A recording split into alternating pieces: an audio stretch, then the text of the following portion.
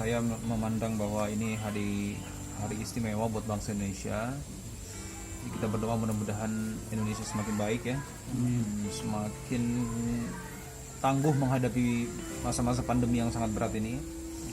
Dan juga ya kalau yang dikangenin sebenarnya upacara sebenarnya. Karena udah lama nggak ikut upacara bendera. Dan kemudian kalau di masa kecil ya lomba-lomba dulu ya, makan kerupuk, lomba balap karung, lihat panjat pinang gitu ya. Dan apa namanya, kalau dulu juga pernah beberapa kali di hari 17 Agustus kita ziarah lah ke makam pahlawan.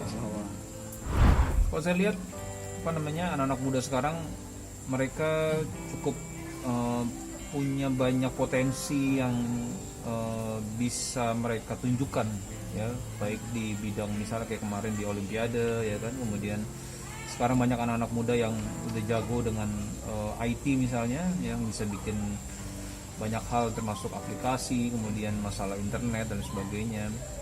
Kemudian juga kita tahu banyak sekali anak-anak muda yang punya bakat dan punya potensi besar bisa berprestasi di luar negeri gitu ya, kayak beberapa artis misalnya yang bisa kuliah di kampus yang bergengsi misalnya ya, itu kan membawa nama bangsa kita lebih baik.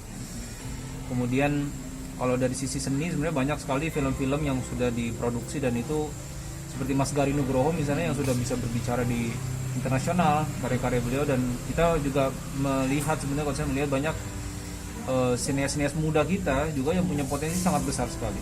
Animator kita juga sudah sangat baik sekali sebenarnya kan, misalnya kayak Nusarara dan sebagainya, kita lihat kan sudah punya kualitas yang bisa bersaing lah kalau saya bilang seperti itu ya. Dan di sektor yang lain kalau saya juga apa namanya sudah sangat kreatif, misalnya dengan penjualan online dan sebagainya begitu. Saya pikir anak muda sekarang bisa menunjukkan potensi yang besar loh. Anak muda atau apa namanya, anak-anak muda ini mereka nggak bisa bergerak sendiri sebenarnya. Mereka butuh misalnya fasilitas yang cukup baik gitu ya. Misalnya pemerintah memberikan juga apa namanya jalur-jalur untuk mereka supaya lebih mudah gitu ya. Tapi kalau saya lihat sekarang dua hal ini sudah bisa berjalan dengan baik ya. Maksudnya pemerintah sudah memberikan apa namanya ruang untuk mereka, tapi bakat mereka juga bisa tersalurkan dengan baik.